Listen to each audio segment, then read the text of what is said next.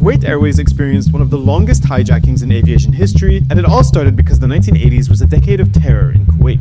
There were several bombings throughout the years all around the country. I talked about the largest of them in the last video.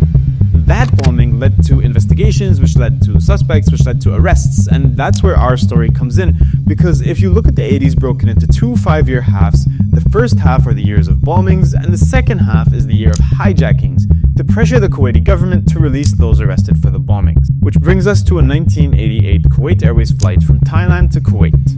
This is flight KU422, and the passengers don't know it yet, but they're about to be at the center of the world's attention. At first, nothing was out of the ordinary, but a few hours into the flight, the lives of over 100 people and Kuwaiti aviation would never be the same again.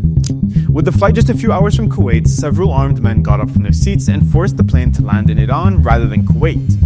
This was the start of 2 weeks from hell.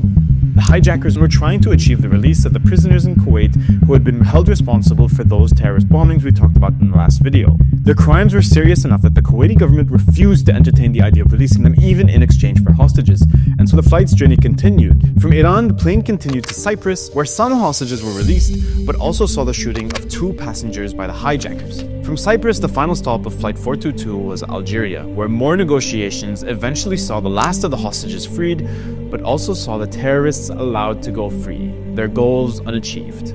They had only proven Kuwait's resilience against terrorism while claiming 2 innocent lives.